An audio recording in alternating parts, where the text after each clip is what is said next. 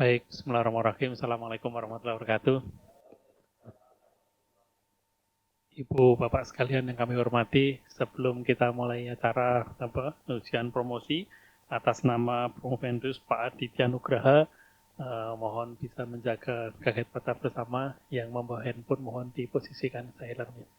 Khawatir nanti pas lagi presentasi bunyi. Baik.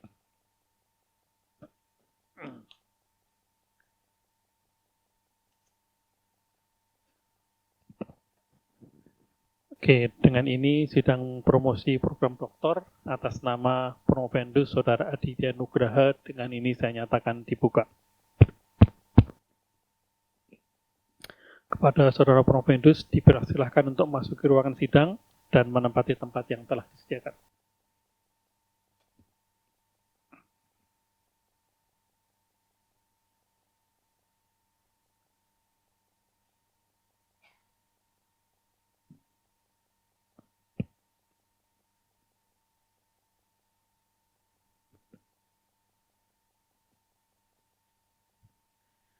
Sidang promosi program doktor di IPB yang ke-149 di tahun 2022-2024 diketuai oleh Profesor Dr. Insinyur Hermanto Siregar, Master of Science, dengan anggota Dr. Zainal Asikin, Sarjana Ekonomi, Master of Science, dan Dr. Raden Diki Indrawan, Sarjana Pertanian, Magister Manajemen. Bertindak sebagai anggota Komisi Promosi di luar pembimbing, yang pertama adalah Insinyur Salis S. Aprilan, Master of Science, Dr. Filosofi, CEO Digital Energy Asia, dan Profesor Dr. Insinyur Haryanto, Master of Science, Guru Besar Fakultas Ekonomi dan Manajemen Institut Pertanian Bogor. Selanjutnya, sidang saya serahkan kepada Profesor Dr. Hermanto Siregar sebagai Ketua Komisi Pembimbing sekaligus Ketua Komisi Promosi. Silakan Pak Hermanto.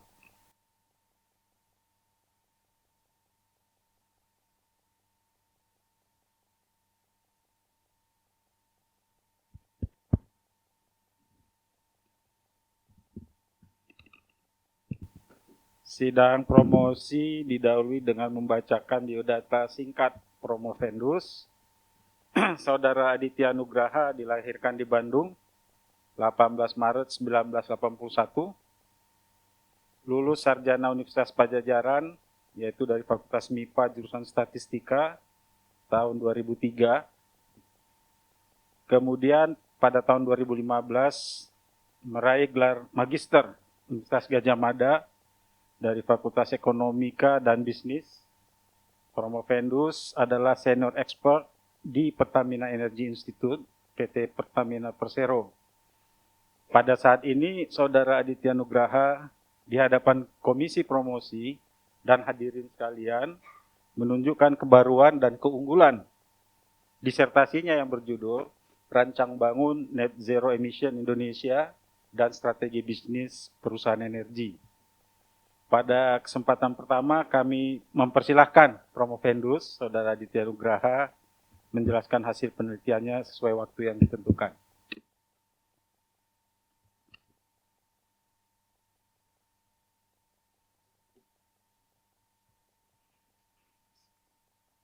Bismillah. Assalamualaikum warahmatullahi wabarakatuh. Yang terhormat Prof. Nur Azam, Dr. Popong Nur Hayati, Prof. Hermanto Siregar, Dr. Zainal Asikin, Dr. Diki Indrawan, Pak Salis Aprilian PhD, Prof. Haryanto, serta hadirin semua.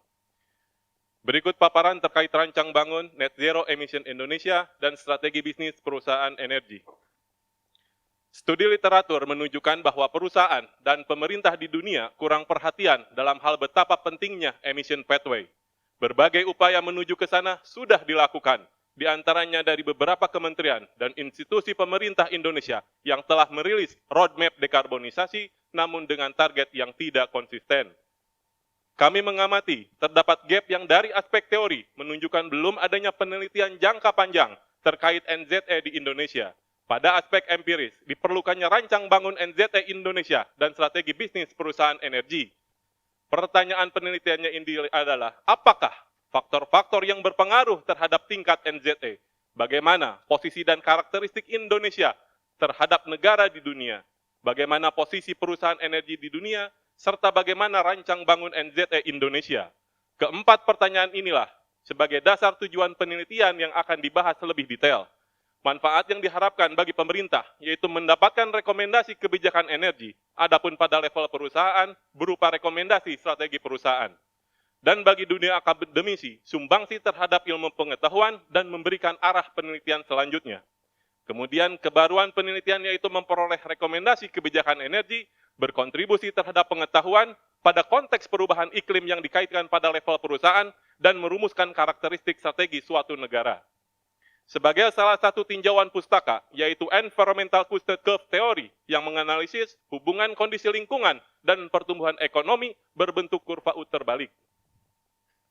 Kerangka pemikiran dimulai dari bagaimana NZE di Indonesia melihat permasalahan yang ada bahwa terdapat inkonsistensi target dan resiko aset konvensional, serta setiap tujuan penelitian menggunakan alat statistika yang relevan.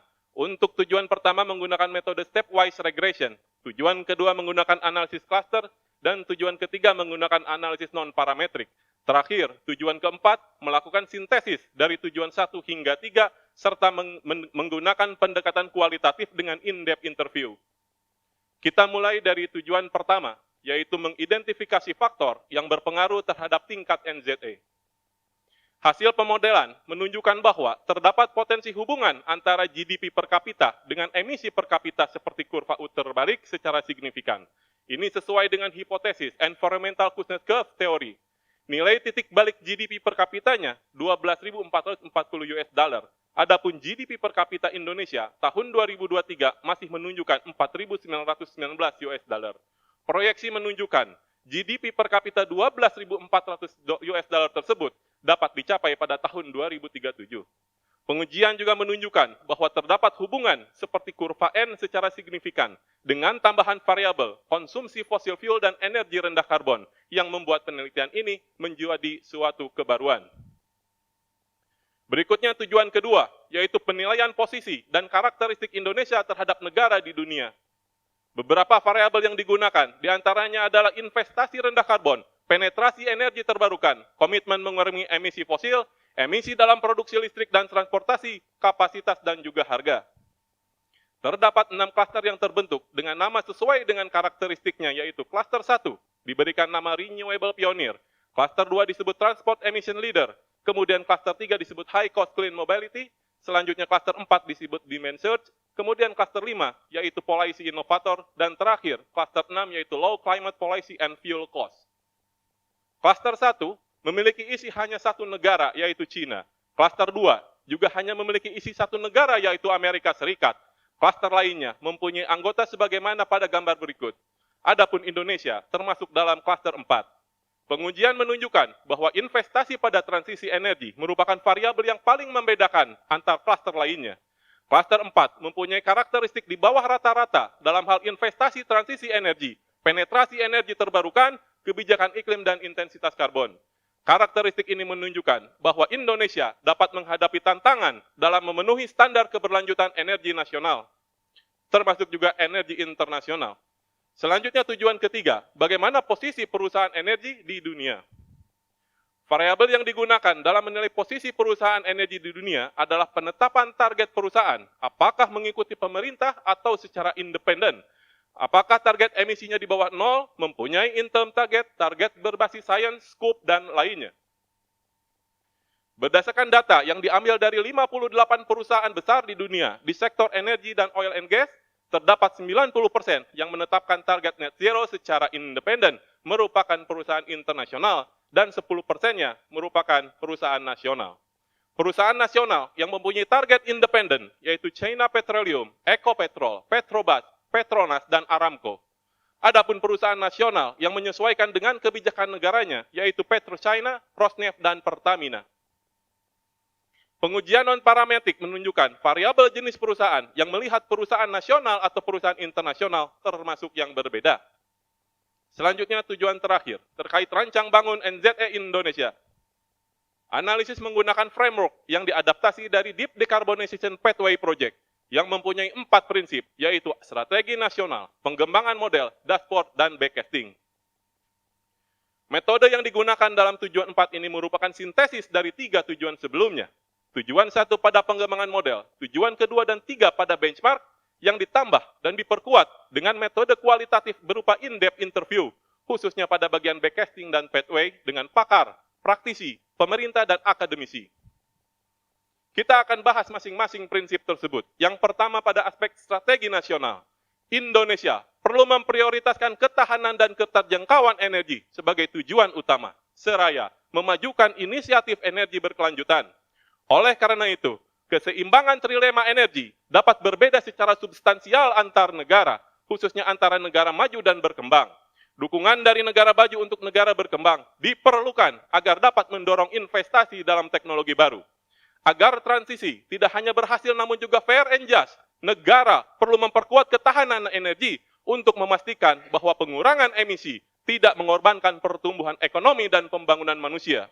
Aspek keberlanjutan merupakan hal yang perlu dilakukan saat ini, namun masih perlu hati-hati dalam hal akselerasinya. Pada prinsip pengembangan model, hasil kesimpulan di Indonesia secara proyeksi memungkinkan mengikuti hipotesis environmental Kuznets curve dengan kurva U terbalik dan kurva N. Hal ini menunjukkan bahwa Indonesia masih perlu memperhatikan ketahanan energi dalam jangka pendek dan menengah, serta perlunya dukungan riset dan pengembangan teknologi ramah lingkungan. Kemudian pada prinsip benchmark, hasil analisis klaster menunjukkan bahwa negara-negara mempunyai beberapa klaster yang berbeda secara signifikan. Karakteristik setiap klaster dapat menjadi referensi bagi Indonesia. Karakteristik klaster 1 dapat menjadi referensi dalam mengembangkan sistem perdagangan emisi karbon dioksida dan menarik investasi serta penerapan kendaraan listrik melalui kebijakan insentif. Dari klaster 2 dapat menjadi referensi dalam hal sumber daya terbarukan yang melimpah memerlukan transformasi infrastruktur skala besar. Referensi dari 5 dan 6 menunjukkan rencana dan implementasi kebijakan transisi energi. Indonesia yang termasuk dalam klaster 4 dapat menjadi pembelajaran dalam perlunya investasi dan upaya yang lebih besar dalam infrastruktur serta transisi menuju sumber energi bersih dan berkelanjutan. Karakteristik Indonesia lainnya menunjukkan rata-rata harga listrik yang lebih murah, sehingga dapat menjadi peluang untuk menjadikan kendaraan listrik lebih hemat biaya dibandingkan kendaraan konvensional. Tujuan nasional dapat diperoleh dengan menggunakan backcasting yang dijabarkan melalui tahapan tertentu. Namun, kementerian dan institusi pemerintah Indonesia memiliki beberapa roadmap dekarbonisasi dengan target yang tidak konsisten, Adianto 2022. Dengan demikian, untuk melakukan navigasi kompleksitas transisi net zero, sebaiknya terdapat lembaga atau badan yang mempunyai wewenang yang lebih kuat, bahkan yang dapat bertanggung jawab langsung kepada Presiden, karena hal ini merupakan hal yang sangat serius. Lembaga yang khusus ini didedikasikan dalam memetakan peta jalan pencapaian NZE secara detail, mencakup skop 1, 2, dan 3 di Indonesia, yang melibatkan kementerian dan instansi terkait seperti BUMN dan swasta. Keterlibatan perwakilan masyarakat juga perlu dipertimbangkan sebagai masukan terkait kesiapan dan sosialisasi secara umum. Dari 4 prinsip tersebut, dapat disusun bagaimana pathway yang dapat dikembangkan. Lembaga apapun yang ditunjuk untuk melakukan navigasi NZE nasional sebaiknya mempunyai pathway yang mempunyai kekuatan hukum berdasarkan undang-undang yang tidak bergantung pada siapa pemerintah saat ini, sehingga tetap dapat digunakan walaupun pemerintahan berganti. Dengan demikian, pathway sebaiknya bukan berdasarkan pada tataran peraturan menteri ataupun peraturan presiden. Terdapat hal yang dapat dilakukan, yaitu pembentukan ekosistem dari kebijakan carrot and stick, sebuah metafora yang merupakan penggunaan reward and punishment untuk mendorong kondisi yang diinginkan. Hal ini dapat dituangkan secara jangka panjang dan juga jangka pendek. Secara jangka pendek, fokus kebijakan pada konteks carrot perlu diprioritaskan, serta kebijakan insentif dan subsidi energi bersih. Pada sisi konsumen, perlu dialihkan menggunakan energi bersih.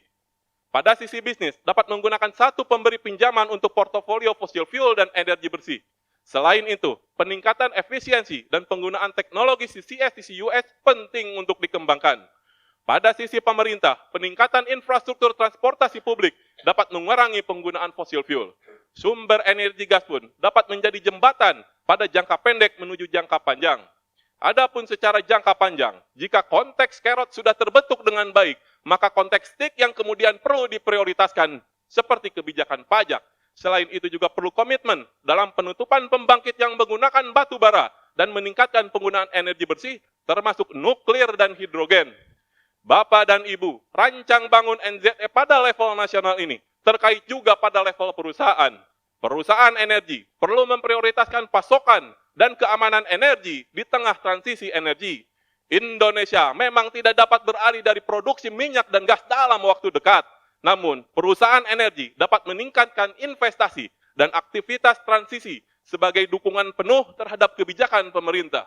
Perusahaan energi perlu terus memprioritaskan teknologi dan dekarbonisasi bahan bakar fosil serta penggunaan CCUS. Terdapat pergeseran strategi perusahaan dari semula divergen menjadi cenderung lebih konvergen yang sudah memiliki kesamaan diakibatkan oleh perang. Banyak pemerintahnya yang kembali memperhatikan ketahanan energi. Strategi transisi perusahaan energi nasional sangat bervariasi dan masih berada pada tahap yang lebih awal dibandingkan perusahaan internasional. Kondisi Indonesia perlu menjaga ketahanan energi yang dapat menghambat transisi energi yang saat ini lebih relevan menggunakan istilah energy addition, mengingat peningkatan energi terjadi secara total, termasuk penambahan dari energi bersih. Kita masuk kepada kesimpulan dan saran.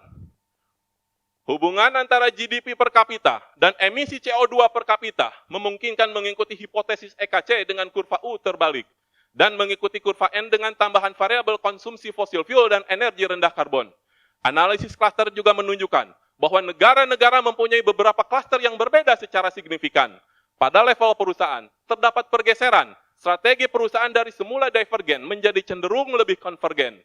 Dalam rancang bangun NZE nasional, sebaiknya terdapat lembaga atau badan yang mempunyai wewenang yang lebih kuat dan mempunyai pathway yang mempunyai kekuatan hukum berdasarkan undang-undang. Hal yang perlu dilakukan yaitu ekosistem dari kebijakan carrot and stick. Sebagai saran, penelitian ini membahas hanya dari sektor energi yang membuka penelitian selanjutnya untuk membahas sektor lain seperti kehutanan dan pertanian yang berkontribusi terhadap emisi lingkungan di Indonesia. Adapun pada aspek metodologi, penelitian ini telah mengeksplorasi dan menyediakan temuan antara GDP per kapita dan emisi CO2 per kapita pada aspek manajemen strategi yang memerlukan tinjauan ilmiah pada aspek metode ekonomi. Terkait publikasi, dari 3 jurnal terindeks Scopus yang sudah disubmit, 1 jurnal sudah melewati proses accepted dan statusnya under consideration for publication dan sudah dipresentasikan di International Conference on Energy Environment tahun lalu di Bali. Kemudian 1 jurnal Q2 sudah accepted dan 1 lagi jurnal Q2 sedang direview. Christina Figures, sebagai arsiteknya Paris Agreement, membagi dunia menjadi 2 pilihan, yaitu dunia yang kita sedang buat saat ini dan dunia yang seharusnya kita buat. Disertasi ini diharapkan menjadi bagian apa yang seharusnya kita buat. Wassalamualaikum warahmatullahi wabarakatuh. Terima kasih. Waalaikumsalam warahmatullahi wabarakatuh. Silakan. Selanjutnya saya persilakan Komisi Promosi mengajukan pertanyaan. Alokasi waktu masing-masing 10 menit. Perlu kami sampaikan kepada hadirin sekalian bahwa sebelum sidang promosi ini sudah dilakukan ujian tertutup di mana pertanyaan-pertanyaan teknis mendetail ya sudah diajukan. Jadi hari ini sifatnya adalah sebagai promosi ya, ujian atau sidang promosi. Kesempatan pertama kami berikan kepada Bapak Insinyur Salis Aprilian MSc, PhD. Bismillahirrahmanirrahim. Assalamualaikum warahmatullahi wabarakatuh. Terima kasih Prof. Hermanto, Ketua Dewan Promosi, Bapak Dekan, dan para anggota Dewan Promosi. Selamat Mas Adit atas pencapaian sampai hari ini di posisi ini, sidang terbuka. Saya bangga sekali bisa menjadi tim penguji di sini, di mana pada saat sidang tertutup begitu banyak apa yang kita diskusikan dan dilanjutkan dengan diskusi secara pribadi ya. Baik para hadirin yang saya hormati, ini menarik sekali isunya karena menurut saya sangat up to date, dan kemarin juga minggu lalu saya dengan Pak Daniel dan Pak Wawan di Bali juga membahas ini tentang NZT, net zero emission, bukan hanya di Indonesia tapi di global. Nah, hal-hal yang terkait dengan ini itu ternyata sudah diturunkan ke level perusahaan, bukan hanya sebagai isu negara tapi di perusahaan. Dan di sini ada Dr. Satya yang saya kira juga sangat concern terhadap energi karena beliau di Dewan Energi Nasional. Ada satu yang ingin saya mengklarifikasi pada calon dokter Aditya Nugraha ini. Tadi disampaikan bahwa Indonesia perlu suatu lembaga atau yang dibentuk dengan undang-undang untuk menangani NZT ini. Nah, apakah yang sekarang itu tidak cukup seperti DEN ya, yang Pak Satya ada di sana, atau ada lembaga apa gitu ya, bentuknya seperti apa? Karena kemarin sewaktu saya jadi moderator di acara IGS, Indonesian Gas Society, juga di situ ada yang dari Kementerian Kelautan sudah menginisiasi tentang itu, dari PLN juga sudah menginisiasi. Nah, apakah perlu suatu lembaga itu seperti apa? Dan NZT ini kan suatu isu bukan hanya satu negara, tapi bisa disebut global dan regional. Artinya di negara ASEAN sendiri barangkali concernnya kalau kita mematuhi katakanlah apa yang sudah disepakati di dunia, tetapi katakanlah Singapura, Malaysia atau Thailand, tetangga kita misalnya Filipina tidak mematuhi, itu juga akan timpang dan itu tidak efektif gitu ya. Nah, bagaimana menurut Mas Adit secara nasional dan regional, jadi belum global karena ini mungkin isu regional, apakah sudah ada lembaga itu atau ada komunikasi antar negara atau seperti apa? Itu mungkin dari saya, Prof. Hermanto, terima kasih.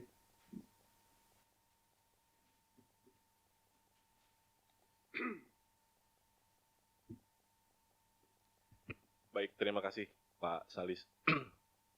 Izin Pak Satya, saya merespon karena harus minta izin dulu. Dewan Energi Nasional memiliki peran yang sangat penting Pak dalam menjalankan proses net zero emission di Indonesia. Hal ini memang merupakan tugas DEN yang merumuskan dan mengawasi kebijakan energi nasional.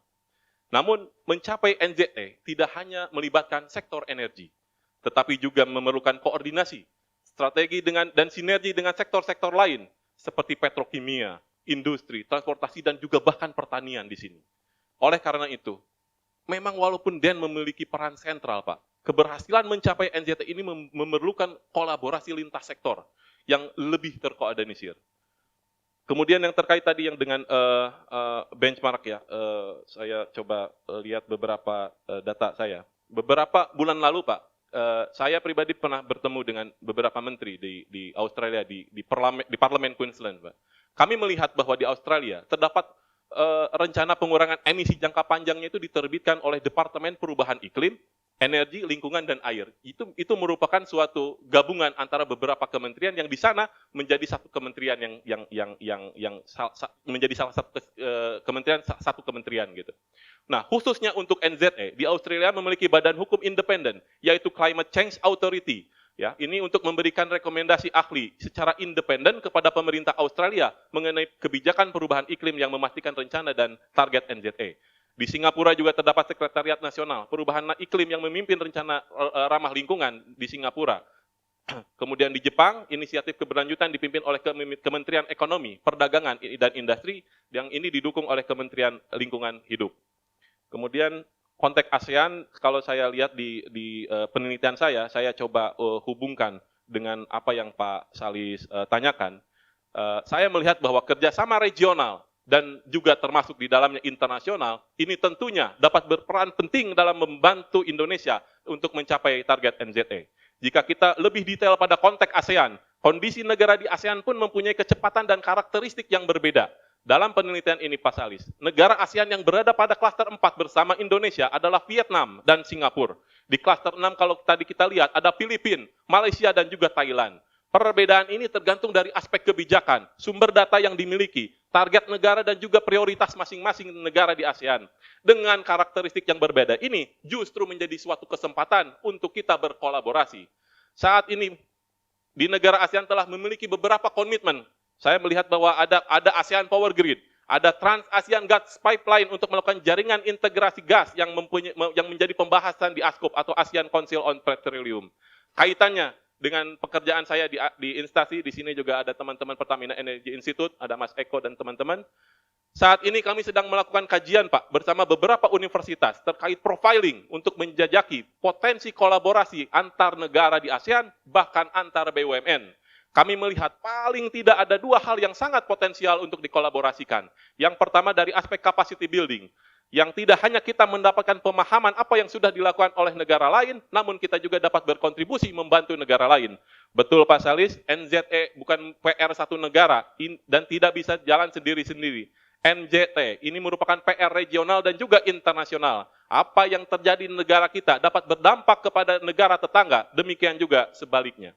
Dari hal yang lain yang dapat dikolaborasikan dari aspek finansialnya Pak, tidak hanya pendanaan secara masing-masing di level internasional, namun bila mana hal ini dapat dilakukan secara bersama-sama di level ASEAN, maka berpotensi untuk membuat keekonomian yang lebih baik, atau lebih jauh lagi, yaitu membentuk fasilitas pendanaan bersama untuk mendanai proyek-proyek energi bersih, mengakses dana hijau seperti Green Climate Fund, bahkan mendorong investasi langsung ke Indonesia berupa FDI dalam sektor energi. Selain dua ini, tentunya masih banyak hal yang lain yang perlu kami diskusikan di level negara ataupun di level BUMN. Seperti contohnya kolaborasi teknologi dan inovasi dalam hal pengembangan baterai, CCUS dan efisiensi energi. Dari aspek kebijakan ini sangat penting Pak, dapat berupa harmonisasi kebijakan dan standar energi terbarukan yang dapat memfasilitasi perdagangan di ASEAN, termasuk perdagangan karbon kredit yang dapat membantu negara-negara yang mengalami kesulitan mencapai target emisi mereka dengan membeli kredit dari negara lain yang memiliki surplus. Kira-kira begitu Pak Salis. Terima kasih, Prof. Terima kasih, Adit. Pada Pak Salis, selanjutnya silakan Profesor Haryanto. Terima kasih, pimpinan. Selamat untuk Pak Aditya. Jadi kebetulan saya membimbing beberapa nama Aditya, sehingga pada saat itu Pak boleh bimbing Pak konsultasi. Oh ya, oke. Saya pikir Aditya, ternyata Pak Aditya di situ. Artinya apa? Bahwa beliau memang orang yang sangat serius ya, dalam studi ini. Karena ditanya adalah hasil ujian tertutup. Jadi di ujian tertutup itu berbagai hal sudah ditanyakan ya, di situ. Nah, Pak Aditya serius untuk menindaklanjuti hasil ujian tertutup dan itu sangat saya apresiasi. Nah, hari ini saya ingin tanya yang umum saja dari hasil penelitiannya gitu ya. Tadi kan ada U terbalik gitu ya di situ. Nah, kalau Indonesia masih mendorong pertumbuhan gitu ya, apalagi pemerintah yang akan datang katanya ingin 8% begitu ya di situ. Nah, pastilah emisinya akan naik kan gitu. Nah, saya nggak tahu berapa lama itu untuk mencapai dia mulai menukik gitu ya di situ. Kira-kira bisa dipercepat nggak gitu? Punya itu ya di situ ya. Sebelum kalau gini terus kan, sedangkan kita itu memiliki komitmen ya di internasional kan untuk itu. Nah, menurut Pak Aditya begitu ya, bagaimana caranya supaya kita mencapai menukiknya itu ya dipercepat begitu. Caranya seperti apa? Ya, secara umum aja. Terima kasih.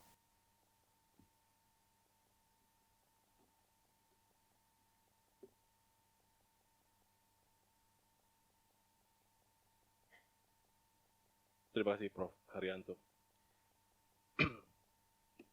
Di dalam penelitian ini, kita melihat tadi ada potensi untuk mengikuti kurva U terbalik dan kurva N. Terdapat beberapa hal yang dapat mempengaruhi kecepatan titik balik pada kurva U dan kurva N tersebut.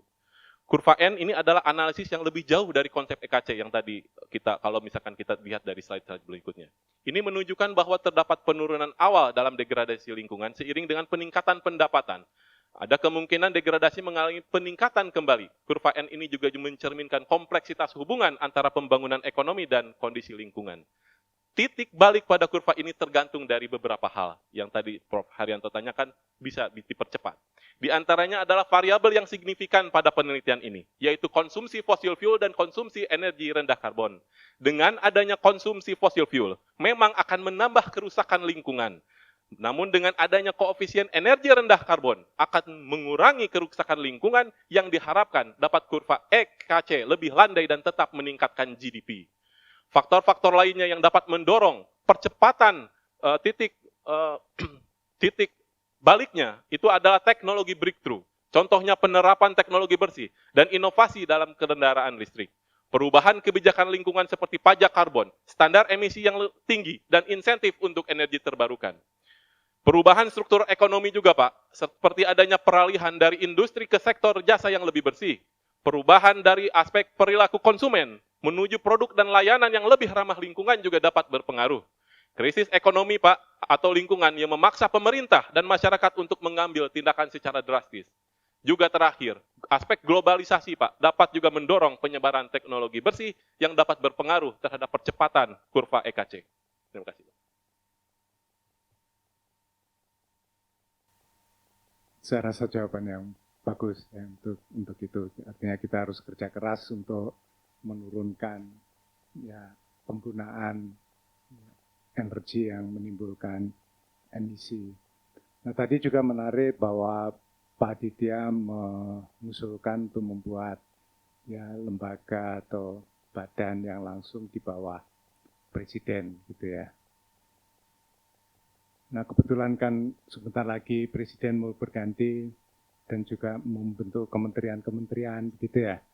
Nah, mungkin bisa dibentuk satu kementerian seperti ini misalkan. Nah, masalahnya adalah seperti hasil penelitiannya Pak Aditya tadi nyatakan bahwa itu lintas kementerian masalahnya. Ya, di Indonesia ini begitu sudah bicara lintas, ya biasanya nggak efektif. Gitu ya. Jadi persoalannya lintas, kemudian dia dikotakkan ke dalam satu kementerian untuk nangani dan sering kemudian nggak efektif gitu ya. Nah, jadi menurut Pak Aditya lembaga seperti apa gitu ya, karena pengalaman di negara ini ya banyak hal kalau kepala negaranya itu nggak perhatian ya nggak jalan gitu ya di situ. Kalau kepala negaranya nggak punya tools untuk memaksa menteri-menterinya untuk mencapai target-target, kan bisa aja kan kemudian target itu di cascading ke masing-masing kementerian. Kemudian kalau kita belajar dari beberapa negara begitu ya, misalkan seperti di US punya West Wing yang bisa dia menilai gitu ya. Oke, kementerian ini berbicara zero emission, dia prestasinya masih di kuning gitu ya. Nah, presiden bisa negur di situ. Oh, dia ini masih merah, tegurnya lebih kencang gitu kan. Nah, dia sudah hijau, bagus. Nah, apakah lembaga seperti itu yang harus? Nah, kalau lembaga seperti itu berarti dia harus ada di istana presiden. Gitu ya. Kalau sekarang itu KSP gitu ya. Kalau dulu seperti UKP 4 di bawah Prof. Kuntoro misalkan ya di situ untuk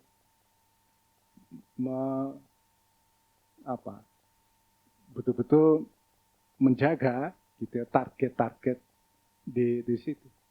Sebab kalau dia diletakkan di luar, biasanya nggak jalan. Kalau kita bicara multi. Nah, kira pikirannya Pak Ditya seperti apa? Mumpung pemerintah belum berganti gitu untuk jadi masukan. Terima kasih. Saya sepakat apa yang disampaikan Prof. Haryanto. Koordinasi lintas sektor termasuk sangat sulit di Indonesia. Kalau saya melihat beberapa common practice di negara lain, sektor-sektor yang terkait ini dikumpulkan menjadi satu kementerian yang sama, Pak. Leadernya satu, kemudian seperti di Australia tadi ada climate, ada energy, gitu. Bahkan di Inggris, menterinya bukan menteri ESDM, tapi menteri net zero, Pak. Jadi sudah layaknya bila mana di sini ada yang dapat disampaikan ke, mungkin nanti juga saya coba sampaikan juga ke pemerintah nanti terpilih, perlu dipertimbangkan untuk menyusun suatu lembaga yang khusus di bawah presiden yang tidak berkoordinasi masing-masing melewati beberapa sektor gitu. Harus ada satu institusi yang langsung bertanggung jawab kepada presiden. Apalah itu namanya, mau net zero, mau energy transition atau apa. Sehingga Pak, konkret yang jawaban yang ingin saya sampaikan kepada Prof. Haryanto adalah satu lembaga di bawah presiden, dan itu mencakup beberapa sektor yang terlibat. Bisa berupa Menko atau seperti UPKT 4 seperti yang tadi Bapak sampaikan. Terima kasih, Pak.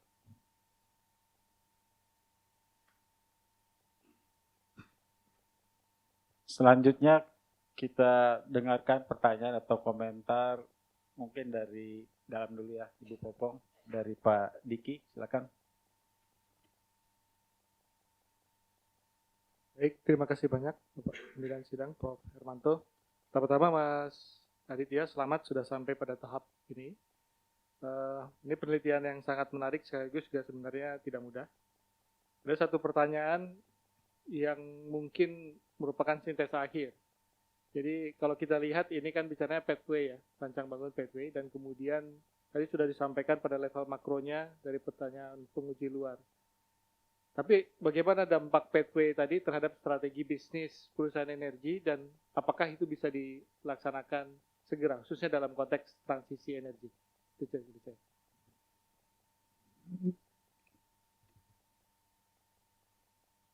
Terima kasih Pak Diki. Salah satu kebaruan dari penelitian ini adalah membahas dari aspek nasional, sektor, dan perusahaan. Banyak studi yang menganalisis terkait dengan NZE di level nasional, banyak. Banyak yang menganalisis di sektor energi, banyak. Banyak juga yang menganalisis di sektor perusahaan, banyak. Namun salah satu kebaruan yang ditonjolkan dalam penelitian ini adalah menganalisis secara simultan dari aspek nasional, sektor, dan juga perusahaan. Bagaimana hubungannya dengan perusahaan? Tentu ini adalah bila mana kita kaitkan dengan hasil dari klaster bahwa rancang bangun NZE pada level nasional dengan karakteristik klaster Indonesia ini juga sangat relevan jika kita bahas di level perusahaan. Perusahaan energi perlu terus memprioritaskan pasokan, Pak, dan keamanan energi di tengah transisi energi ini. Perusahaan energi juga terus harus meningkatkan investasinya dan aktivitas transisi energi sebagai dukungan penuh kembali kepada pemerintah. Perusahaan energi juga perlu terus memprioritaskan teknologi yang akan membantu negara mencapai target NZE dan energi terbarukan, serta dekarbonisasi bahan bakar fosil yang membantu perusahaan mempertahankan bisnisnya sebagai produsen energi seperti Pertamina, dan penggunaan CCUS dan dukungan sinergi antara perusahaan di BUMN dan juga swasta. Strategi perusahaan juga tadi sudah memiliki kesamaan yang diakibatkannya oleh perang. Pemerintah saat ini sudah kembali mempertahankan ketahanan energi sebagai agenda utama dibandingkan keberlanjutan. Jadi Pak, kalau misalkan kita lihat secara historikal, puncak perkembangan ESG pada tahun 2021 itu ketika terjadi tekanan terhadap perusahaan minyak dan gas. Namun yang tahun ini, pada tahun 2024 sudah mereda. Selain itu, dukungan dari investor perlu dilakukan karena perusahaan migas menghasilkan arus kas di sektor hulu yang masih tinggi. Investasi dari proyek minyak dan gas dilihat lebih menarik dan memiliki pengambilan yang lebih cepat.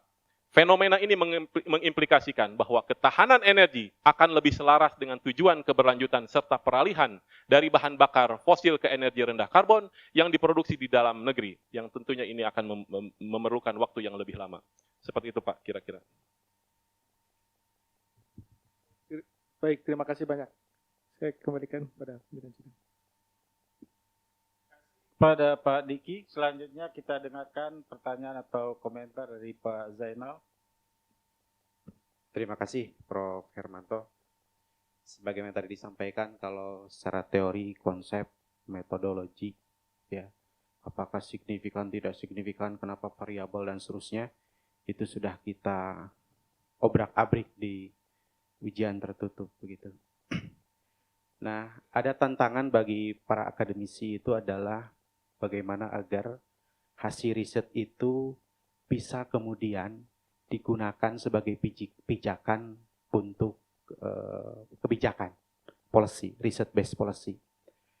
Nah, dari penelitian yang dilakukan oleh Pak Adit ini, apa sih yang seharusnya dilakukan?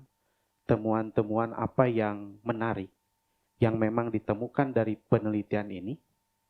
Lalu, kalau kemudian, katakanlah Pak Adit punya kesempatan ketemu dengan presiden, entah presiden yang 2 bulan lagi akan selesai, atau presiden yang baru, kira-kira apa yang akan Pak Adit sampaikan dan mengapa? Silakan.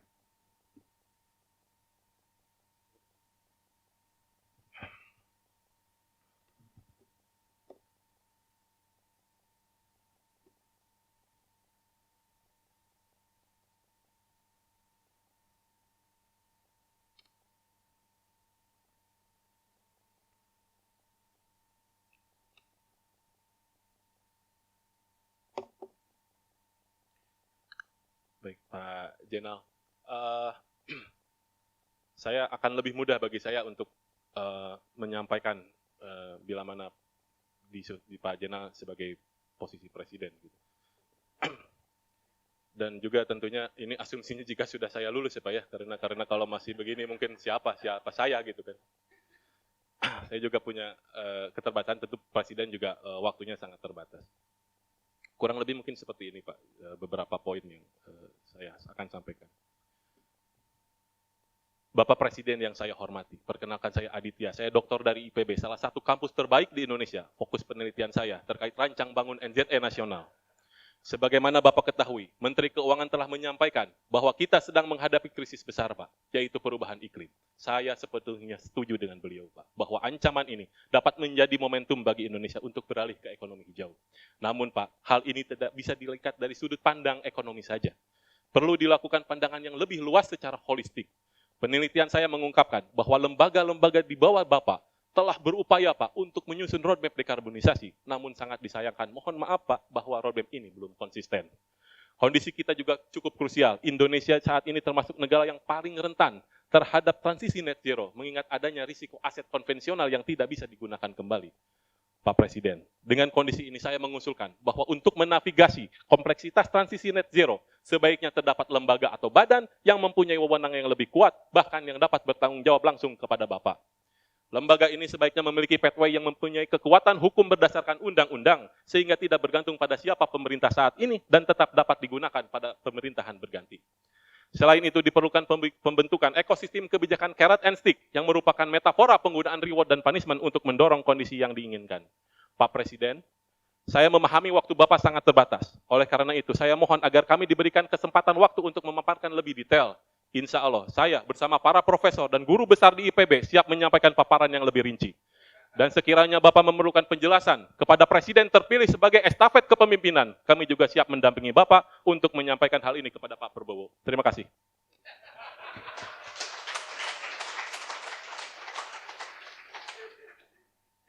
Begitu Pak Adit sudah cocok menjadi kepala UKP 4 ya. Terima kasih Prof. Hermanto. Jadi Promovendus ini sudah melakukan what if skenario ya. Kalau pertanyaan gini nanti jawabannya gimana ya. Rupanya ditanya sama Pak Jainal ya. Ya, satu pendekatan yang cukup baik saya kira ya. Kesempatan selanjutnya kita dengarkan pertanyaan atau komentar dari Ibu Dr. Popong sebagai perwakilan dari program studi. Silakan, Bu. Baik, terima kasih Ketua Sidang. Assalamualaikum warahmatullahi wabarakatuh. Kami ucapkan selamat kepada Pak Adit yang sudah punya effort yang demikian besar untuk bisa sampai di sidang terbuka ini.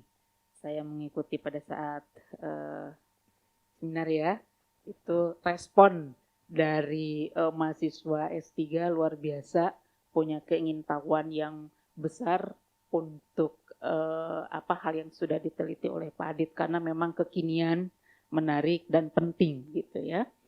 Nah, baik Pak Adit, saya ingin melihat salah satu hal yang Bapak tulis di sini sehubungan dengan posisi Indonesia di klaster keempat gitu ya. Bahwa transportasi menyumbang emisi paling signifikan di Indonesia gitu. Nah, kalau saya kemudian melihat kondisi transportasi ini, Indonesia ini kalau lihat kendaraan umum dan sebagainya begitu kan ya, itu pasti Bapak dan Ibu juga menyadari sudah harus dibuang gitu ya, banyak dari kendaraan umum. Nah, sementara masyarakat Indonesia masih banyak tuh yang menggunakan itu. Dan itu menjadi bagian dari mata pencaharian mereka gitu ya. Nah, sehubungan dengan itu, bahkan di luar itu mungkin saya juga termasuk yang masih cukup khawatir kalau saya ditawari untuk berpindah dari kendaraan yang menggunakan bahan bakar konvensional yang ada beralih ke listrik. Saya masih deg-degan Pak, terus terang gitu ya. Nanti kalau saya dari sini ke Jawa Tengah kemudian sudah habis gitu ya, saya mau cas di mana gitu kan ya, saya mau tidur di mana gitu. Itu terus terang saya pernah diskusikan itu salah satunya dengan Pak Diki gitu ya. Nah, menyingkapi hal ini bagaimana menurut Bapak terkait dengan perlunya hal yang berhubungan dengan transportasi ini segera diwujudkan kebijakannya, karena di sini dituliskan masih sangat sedikit gitu ya jumlah yang ditawarkan dan mungkin sekali ini berkait dengan respon masyarakat. Kita nggak tahu bagaimana perilaku masyarakat. Kalau tadi baru melihat satu saja saya sebagai kasusnya, kita nggak tahu bagaimana masyarakat Indonesia yang banyak ini gitu kan ya. Dan satu lagi, seperti apa kira-kira program yang mampu membuat calon konsumen atau masyarakat Indonesia ini untuk segera berputar cara berpikirnya dari penggunaan energi yang konvensional segera ke energi yang terbarukan, atau model lain misalnya penggunaan energi listrik dan sebagainya. Demikian Pak, terima kasih. Terima kasih Bu Popong. Dalam beberapa studi literatur ditujukan bahwa dengan adanya peningkatan ekonomi itu secara otomatis masyarakat semakin memiliki pengetahuan, memiliki pemahaman yang lebih baik terhadap lingkungan. Namun itu tidak semua dapat diimplementasikan. Tidak semua ekonomi meningkat bahwa masyarakat itu semakin paham, tidak semua gitu. Khususnya di dalam aspek Indonesia. Memang bahwa jika kita kaitkan dengan kurva U terbalik tadi, yang didorong adalah dari aspek pertumbuhan ekonominya, pertambahan ekonomi, kemudian aspek Gini, kesenjangan beberapa pendapatan gitu. Nah, itu berpotensi untuk meningkatkan pemahaman masyarakat. Di sisi pemerintah, pertanyaan adalah siapa yang menanggung biaya ini. Gitu. Yang bisa dilakukan adalah untuk tidak membebankan kepada masyarakat, namun kita dapat merubah apa yang dilakukan oleh kebijakan-kebijakan saat ini, termasuk subsidi. Ya. Subsidi dialokasikan untuk beberapa aspek penting, atau merelokasi subsidi dari yang misalkan yang tidak terpakai bisa ke arah transportasi gitu. Begitu Bu, kira-kira.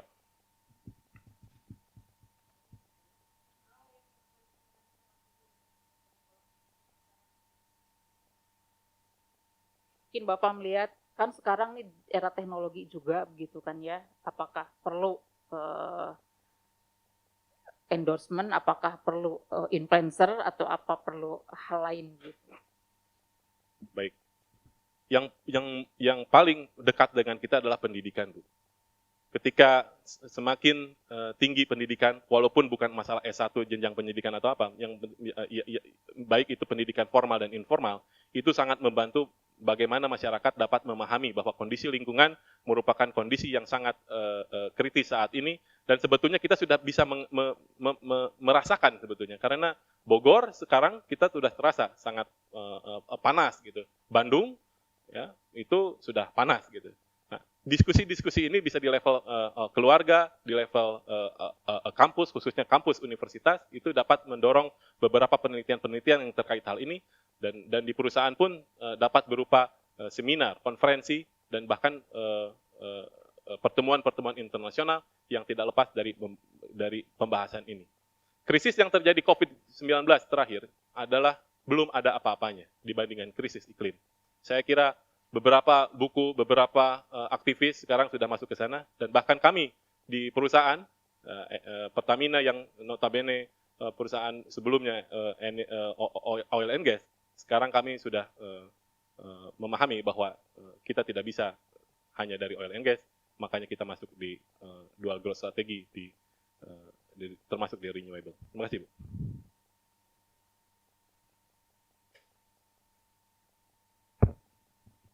Terima kasih. Karena masih ada waktu, saya mungkin masih bisa bertanya satu ya. Jadi Pak Adit atau Promovendus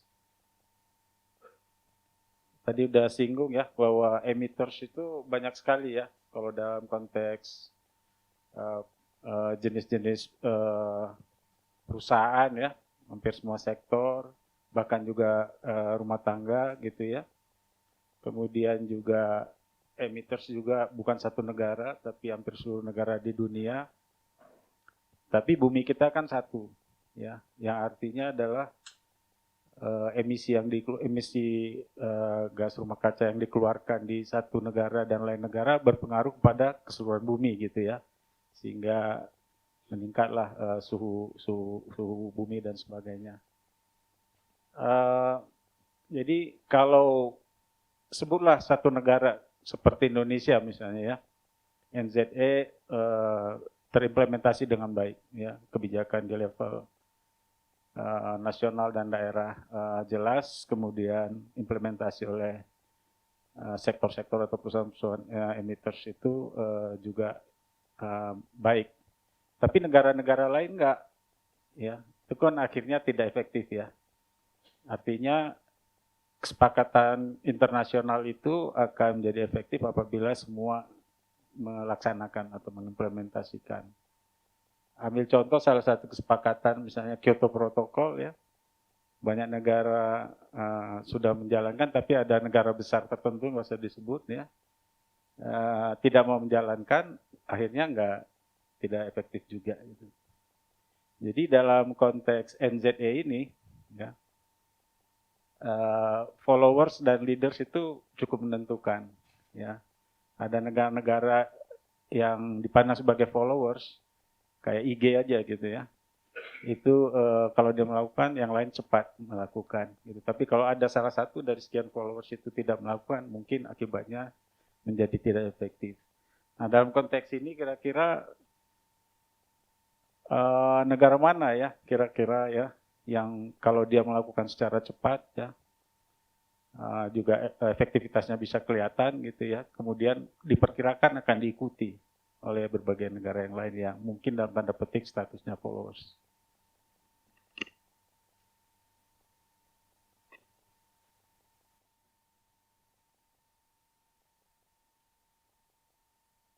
Terima kasih Prof. Hermanto. Saya coba lihat hasil analisis saya juga bahwa jika kita melihat komitmen dan apa yang sudah dilakukan oleh negara-negara, terdapat memang Pak ada beberapa negara yang lebih cepat dibandingkan negara lainnya, yaitu mayoritas di negara-negara Eropa, Pak. Kalau dalam catatan saya negara yang paling cepat target NZE-nya tahun 2035 itu adalah Finlandia. Di dalam penelitian saya, Finlandia itu masuk dalam klaster kelima. Nah, setelah itu ada Austria, Pak. Di targetnya tahun 2040. Di dalam penelitian saya juga ini masuk ke dalam klaster 5. Lalu apa yang bisa kita pelajari dari klaster 5 ini sebagai policy innovator yang paling cepat dan implementasinya. Kita dapat belajar bahwa negara-negara dalam klaster 5 ini telah mengimplementasikan kebijakan yang mendukung transportasinya, Bu. Yang tadi Bu Popong sampaikan, transportasi yang ramah lingkungan, kemudian tadi insentif yang untuk kendaraan listrik, dan pengembangan infrastruktur transportasi umum yang rendah emisi. Negara-negara di klaster 5 juga berinvestasi dalam penelitiannya, Pak, dan pengembangan teknologi hijau. Mereka telah berhasil mengintegrasikan sumber energi terbarukan dengan jaringan listrik mereka secara efektif. Indonesia, Pak, di posisi kita, dapat menjalin kerjasama dengan negara mereka untuk berbagi pengalaman dan teknologi. Kita juga perlu membangun infrastruktur untuk mendukung penggunaan energi bersih.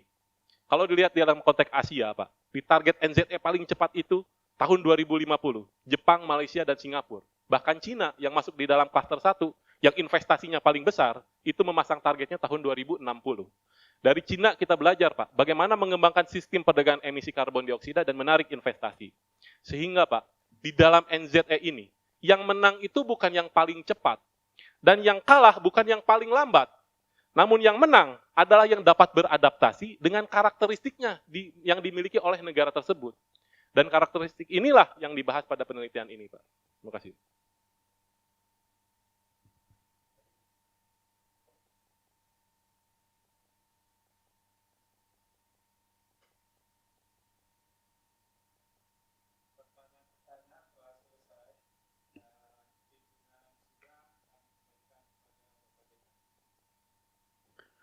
Baik, terima kasih Profesor Hermanto Siregar yang telah memimpin sidang promosi pada hari ini. Sidang saya tahunkan selama 15 menit untuk memberikan kesempatan kepada Komisi Promosi mendiskusikan bukti-bukti kebaruan. Para peserta bisa sambil ngopi dulu, nunggu nanti kita kembali. Terima kasih.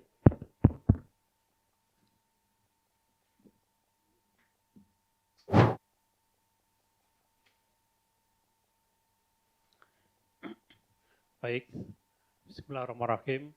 Assalamualaikum warahmatullahi wabarakatuh. Izin sidang promosi saya buka kembali. Setelah mendengar keterangan dan pertimbangan dari Ketua Komisi Promosi dan juga seluruh penguji pada hari ini, maka atas nama Institut Pertanian Bogor, dengan ini saya mengucapkan selamat kepada Saudara Aditya Nugraha atas selesainya program doktor dengan kebaruan dan keunggulan disertasi seperti yang telah saudara jelaskan tadi. Selanjutnya saya persilakan kepada Profesor Hermanto Siregar selaku Ketua Komisi Pembimbing untuk memberikan sambutan sekitar 10 menit. Silakan, Pak.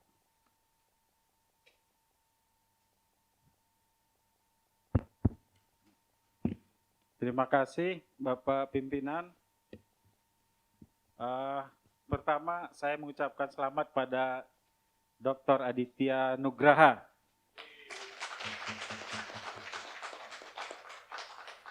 Jadi saya ada privilege sebagai Ketua Komisi pertama sekali yang memanggil dokter ya.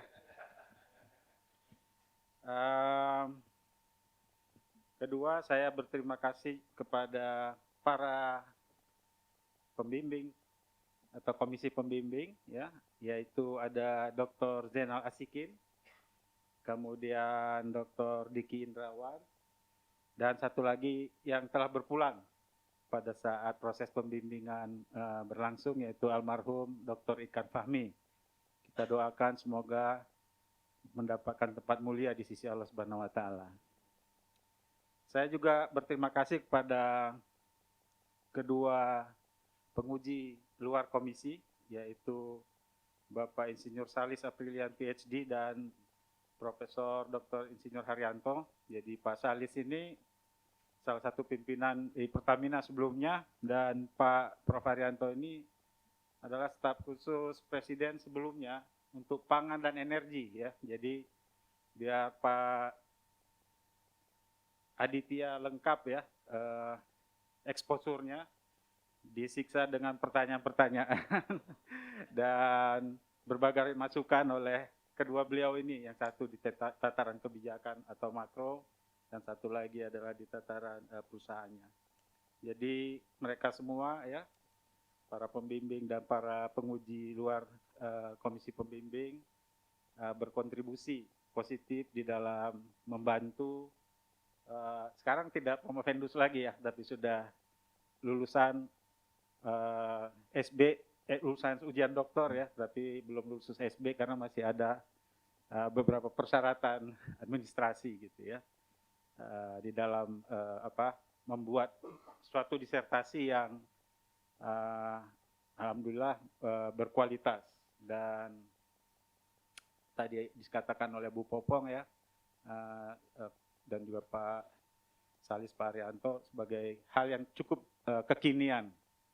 Jadi novelty yang pertama adalah pada aspek itu. Belum ada dokumen yang berupa published ya, karya ilmiah yang publish mengenai NZE ini ya, sehingga kami sendiri sebagai pembimbing ya, waktu pertama membicarakan masalah ini ya, ini adalah suatu hal yang baru ya, artinya tantangannya cukup besar ya, karena ada juga sebelumnya ya hal yang cukup baru beberapa tahun yang lalu terkait energi terbarukan, tetapi sulit data dan sebagainya ya, jadi akhirnya berubah gitu ya kepada yang lain. Tapi Dr. Aditya Nugraha ini dia konsisten dan persisten ya, walaupun bahannya masih terbatas, terus dikerjakan dan sangat intens mengganggu para pembimbingnya ya. Mengganggu di situ harus dipandang sebagai hal yang sangat positif ya, karena dia kalau diberikan satu masukan langsung ditindaklanjuti, dan kalau tidak yakin dengan yang ditulis langsung didiskusikan dengan para pembimbing dan juga penguji. Kebaruan yang kedua adalah jadi aspek makro dan mikro dua-dua disentuh ya, dari suatu konsepsi atau teori yang seluas Environmental Kuznets Curve ya, EKC, makro bahkan global ya, kepada hal yang sifatnya di tataran perusahaan, sehingga bisa mengeluarkan rancang bangun yang kira-kira diperlukan ya, tidak hanya dalam tataran kebijakan tapi juga langkah-langkah di tataran perusahaannya ya. Beruntung karena Saudara Aditya Nugraha bekerja di Pertamina Energy Institute ya, dengan rekan-rekannya meneliti hal itu cukup intens. Dan ketiga adalah dari bentuk bentuk kebijakan atau langkah yang akan dilakukan ya. Jadi dari penyajian tadi kita bisa mendengarkan untuk hal yang merupakan shock yang bahkan lebih dahsyat dari pandemi COVID ya, seperti climate change ini ya, tidak cukup dengan technological breakthrough ya, tidak cukup dengan terobosan teknologi ya, tapi lebih dari itu harus ada juga institutional breakthrough-nya. Terobosan institusi ini juga katakanlah memang diinisiasi di level global ya, sehingga muncul NZE itu sendiri, tapi itu akan sia-sia apabila tidak diikuti oleh langkah yang mirip atau yang sejalan pada tataran nasional, dan itu pun juga tidak efektif apabila tidak diiringi dengan langkah yang lebih mempertegas di tataran perusahaan. Jadi ini semua dicakup di dalam disertasi Saudara Dr. Aditya Nugraha. Saya kira itu sambutan kami dan novelty yang sudah disampaikan. Harapan kami adalah pemikiran yang sudah disajikan tadi ya bisa digunakan sebagai feedback ya. Ada Pak Dr. Satya Widya Yuda di sini dari Dewan Energi Nasional, Dr. Heri Herudin, kemudian kawan lama saya Dr. Widiawan, juga Dr. Sunarsip, ini teman lama juga ya, Dr. Mawardi, Bapak Sony Fahruri, hadir ya? Hadir ya, beliau ini ada di legislatif ya, Bapak Yusran dan lain-lain yang saya tidak bisa sebut satu persatu. Mudah-mudahan pemikiran yang sudah dikristalisasi dari penelitian Saudara Aditya Nugraha ya, dan dia sampai cuti ya, sampai apa ya. Karena apa, katanya kalau saya berhenti 1 hari 2 hari nanti lupa lagi Pak, jadi saya harus mengerjakan terus-terusan ya. Kami sebagai pembimbing tentu mengikuti saja ya. Jadi bagi yang belum lulus nih seperti itu ya, persistensi itu perlu ya. Jadi gas terus, jangan berhenti dulu, nanti ngegas lagi lama gitu ya. Supaya bisa selesai cepat. Beliau ini 30 bulan selesai ya, 2,5 tahun ya. Nanti lebih lanjutnya Pak Dekan yang akan sampaikan. Demikian kata sambutan kami pada Saudara Aditya dan juga komisi pembimbing dan sebagainya. Kalau ada dalam penyampaian yang kami barangkali kurang berkenan ya, mohon dimaafkan. Assalamualaikum warahmatullahi wabarakatuh. Waalaikumsalam warahmatullahi wabarakatuh. Selanjutnya sambutan singkat dari lulusan, kira-kira 5 menit sampai 10 menit. Silakan.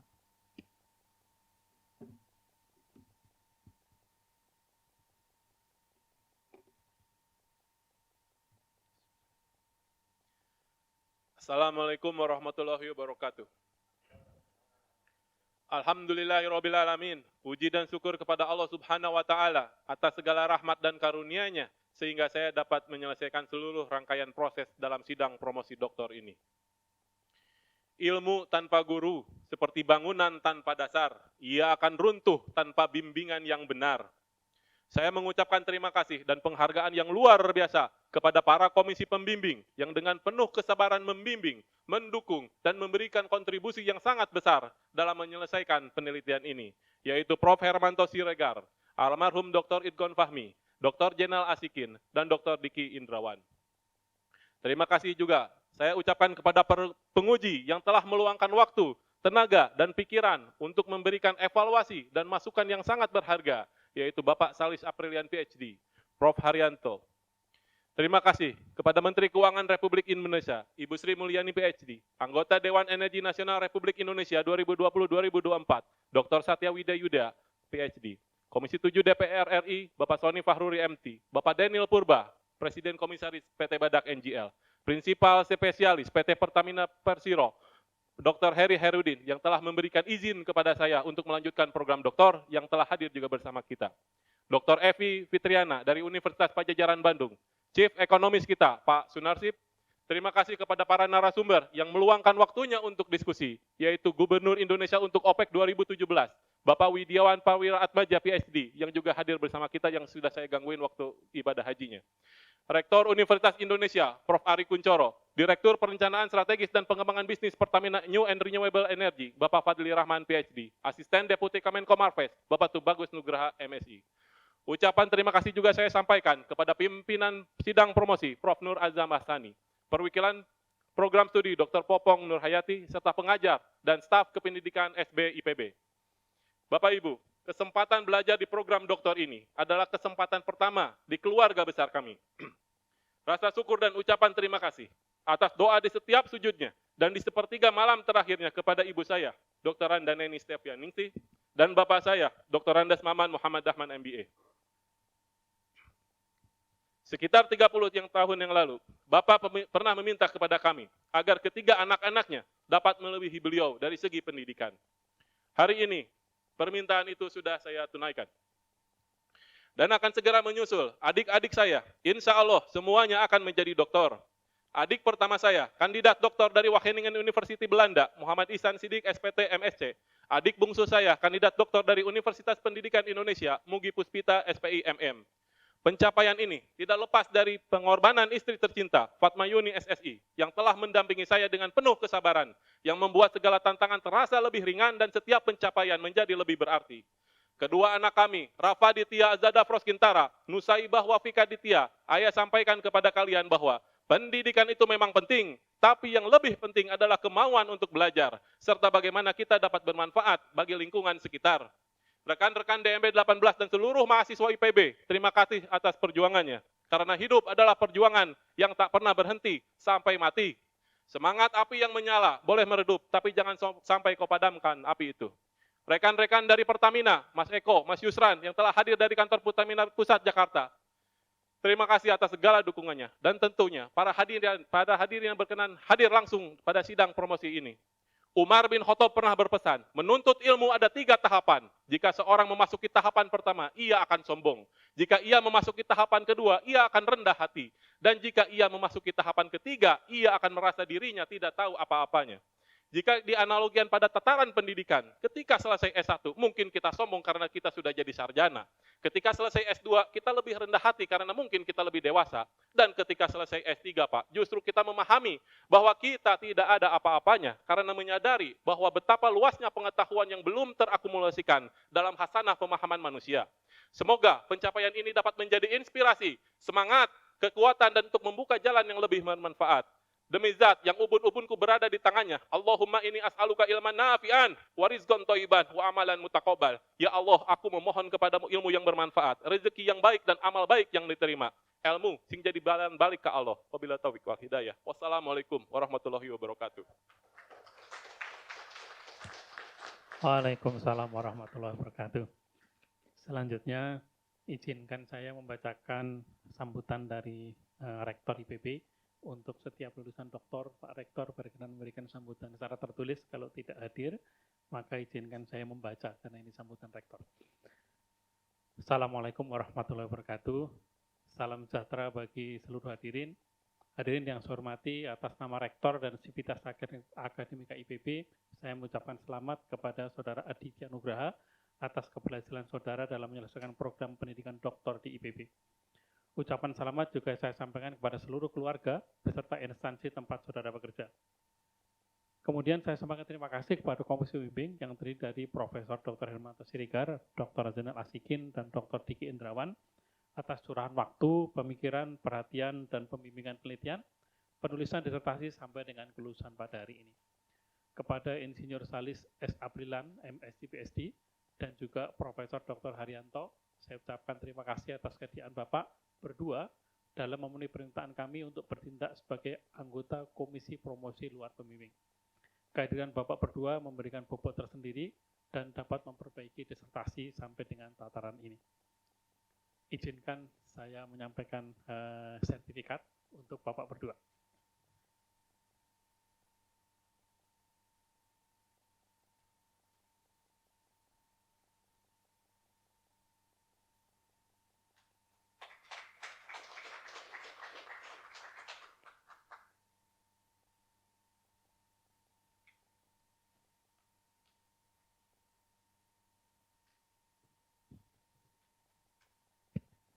Mohon maaf, sertifikatnya bisa dijadikan akunan. Tapi saya kira itu bisa menjadi pintu untuk mengetuk pahala. Mudah-mudahan insya Allah. Tidak lupa kepada Ketua Program Studi MB, saya ucapkan terima kasih. Begitu pula kepada Dekan Sekolah Pasta dan Dekan Sekolah Bisnis beserta staf, saya ucapkan terima kasih. Kepada Saudara Aditya Nugraha, gelar doktor yang baru saja Anda terima adalah gelar tertinggi yang diberikan oleh suatu lembaga pendidikan tinggi formal. Walaupun saudara nantinya menyandang gelar tertinggi, saudara hendaknya tetap terbuka memperhatikan saran untuk perbaikan dan selalu produktif dalam pengembangan mencari ilmu yang saudara tekuni. Di depan para hadirin semua pada hari ini, saudara telah menunjukkan kebaharuan dan keunggulan disertasi saudara sebagaimana telah diungkapkan oleh Ketua Komisi Pembimbing. Hal ini menunjukkan kepada kita semua bahwa sesuatu yang direncanakan, dilaksanakan, dan dianalisis, dan kemudian dibahas secara sistematis dengan metode ilmiah yang sahih, dapat menjawab berbagai pertanyaan dan sanggahan, baik pada ujian tertutup maupun sidang terbuka pada hari ini. Pendidikan S3 dan berbagai pengalaman ini hendaknya menjadi modal untuk pengembangan karir saudara di masa depan. Penelitian yang sudah dilakukan diharapkan dapat menghasilkan iptek yang dapat diaplikasikan dan bermanfaat bagi masyarakat.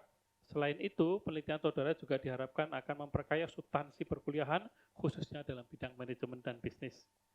Saya keluar sedikit dari pidato rektor, sekedar informasi untuk para hadirin sekalian. Jadi Pak Dr. Aditya Nugraha ini dari hasil penelitiannya telah mempublikasikan 3 tulisan. Yang pertama di International Journal of Energy, Economic and Policy, ini terindeks Scopus Q2. Jadi kalau sekarang ribut di mana-mana pengen jadi profesor sulit nulis Scopus, beliau udah punya ini paling tidak ya, gitu ya. Kemudian sudah ada juga paper yang lain yang terbit di IOP Conference Series Earth and Environmental Science, itu juga indeks Scopus. Kemudian paper yang ketiga, insya Allah kita doakan akan segera terbit di The Economics of Energy and Environmental Policy. Ini juga Scopus Q2. Jadi kalau 3 terbit, ini hal yang luar biasa. Yang lebih mengharukan lagi, Pak Aditya Nugraha lulus dengan IPK 4,0.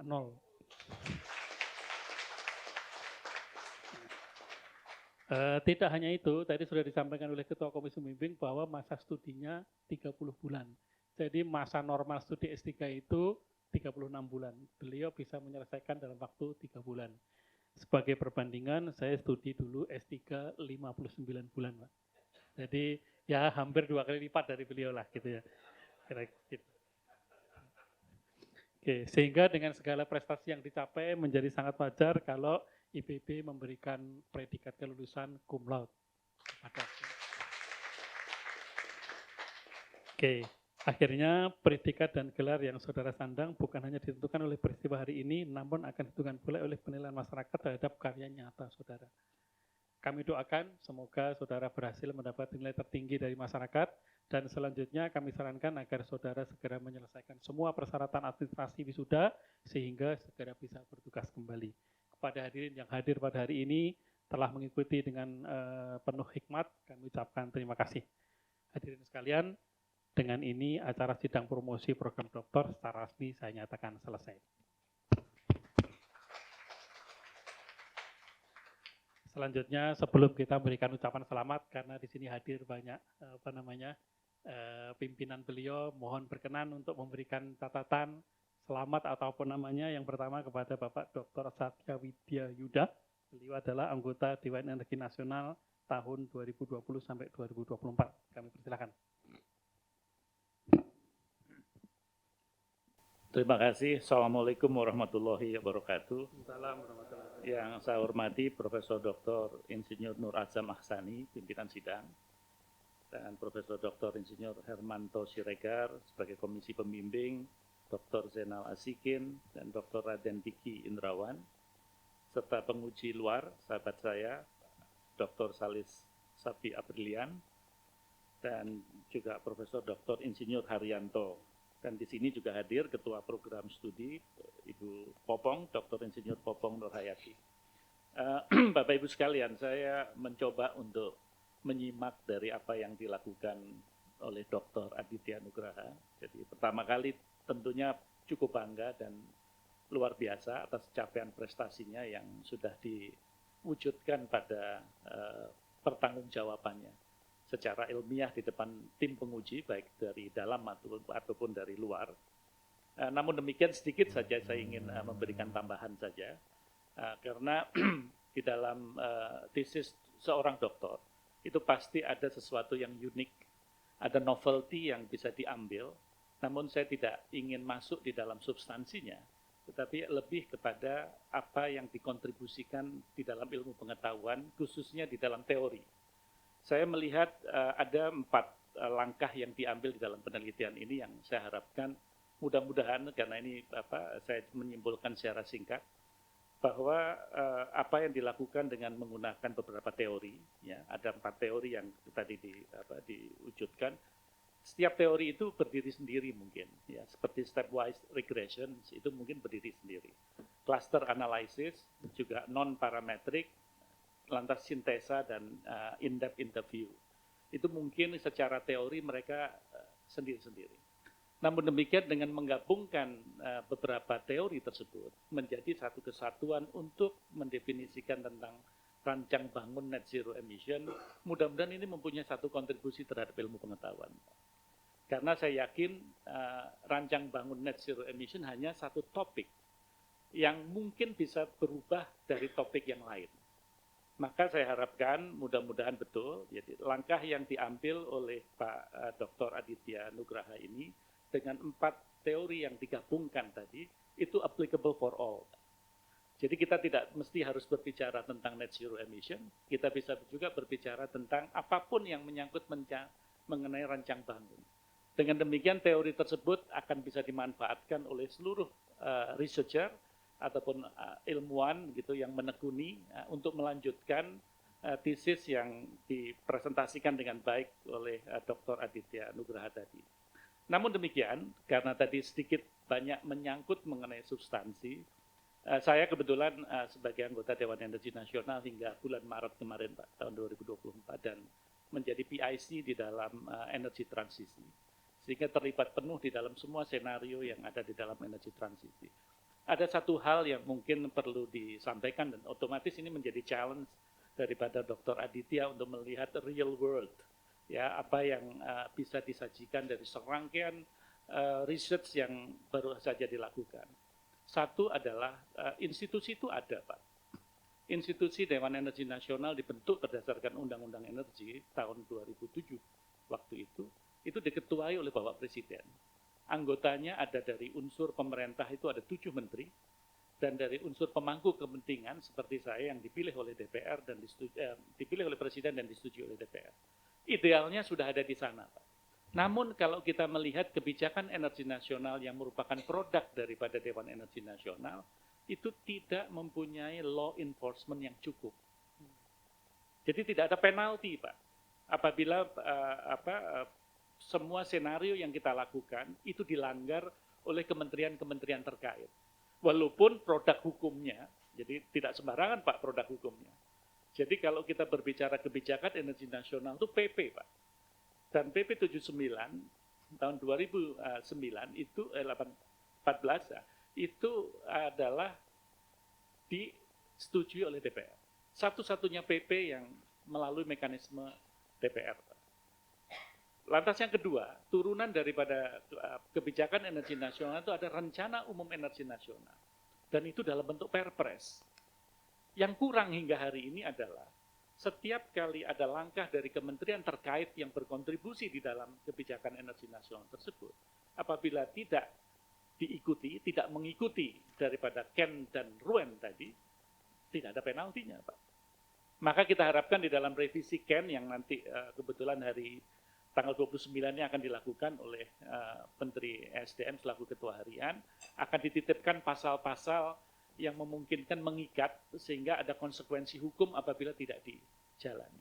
Jadi saya rasa tadi concern daripada Dr. Aditya sangat valid, karena mungkin frustrasi melihat dari kenyataan yang tidak ada satu institusi yang cukup mempunyai kekuatan gitu ya di dalam mengeksekusi. Ini selalu akan menjadi keluhan daripada banyak pihak. Mudah-mudahan nanti dengan dititipkannya pasal yang mengikat tersebut, itu akan menjadi satu kekuatan tersendiri. Lantas yang saya ingin juga mengapresiasi tentang apa yang dilakukan oleh Dr. Aditya adalah research paper yang ada di Scopus tadi, Pak. Dari sekian banyak doktor ataupun uji sidang promosi atau sidang terbuka yang saya ikutin, jarang sekali ya sebagai kandidat doktor yang menjadi doktor pada hari itu bisa saya akses di Scopus yang research papernya sudah muncul. Dan ini merupakan satu terobosan yang menurut saya IPB menjadi satu institusi perguruan tinggi yang baik ya, yang akan mempromosikan bahwa setiap mahasiswa PhD-nya memproduksi research paper di dalam perjalanan untuk menjadi doktor. Bukan setelah jadi doktor, tapi di dalam perjalanan menuju doktor. Dengan demikian, begitu lulus, orang akan pengen tahu siapa sih sebetulnya Dr. Aditya Nugraha, akan mudah diakses.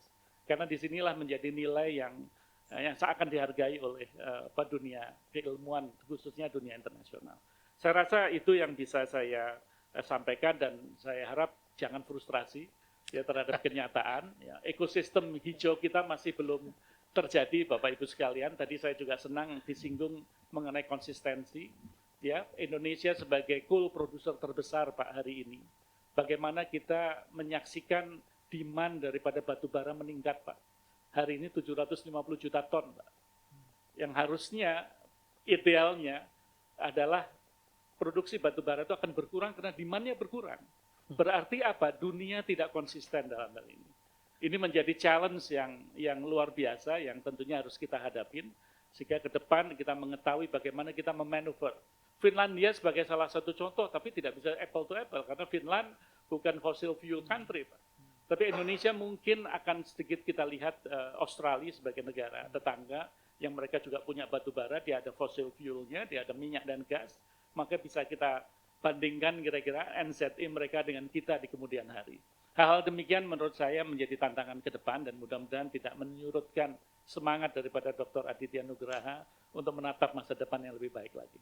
Itu terima kasih. Wabillahi taufiq wal hidayah. Wassalamualaikum warahmatullahi wabarakatuh. Waalaikumsalam warahmatullahi wabarakatuh. Terima kasih Pak Satya Widya Yuda. Jadi memang di kami wajib setiap mahasiswa harus menerbitkan, dan ini Provendus, bukan Provendus, Pak Aditya Nugraha sekarang sudah lulus, Dr. Nugraha ini termasuk yang bagus karena sudah terbit dan itu Scopus G2, Pak. Tidak mudah untuk tembus Scopus G2. Pagi ini bimbingan Pak Hermanto juga, ujian tadi pagi jam 9, tembus juga, masih ada rasanya Ibu. Nah, ini teman sekelasnya Pak Aditya gitu ya, itu tembus Scopus G1 gitu, di dan beliau berdua ini yang harusnya 3 tahun cukup 2,5 tahun Pak, yang saya pegang kepala ini jidat ya. Gimana caranya selesai? Karena saya 59 bulan Pak, jadi beliau 30 bulan. Baik, kemudian yang berikutnya kami mohon perkenan Bapak Dr. Rernat Heri Hairudin. Nah, ini barangkali ada yang nanya-nanya Rernat itu apa?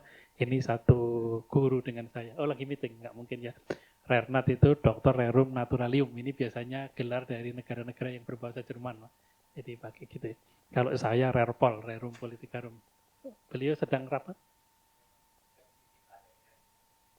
Oke, ya sudah, nggak apa-apa kalau gitu enggak jadi. Saya kira nanti bisa lain waktu. Saya kira demikian. Terima kasih sekali kepada semua hadirin yang berkenan hadir untuk menyimak kelebihan dari Pak Aditya Nugraha. Yang terakhir, mohon Pak Aditya Nugraha didampingi keluarga, mungkin putra-putri dan ibu, istrinya, dan orang tua kalau ada, boleh juga hadir ke depan untuk menerima ucapan selamat dari kita semua. Nanti ucapan selamat dimulai dari Komisi Pembimbing Profesor Hermanto. Silakan Pak Aditya.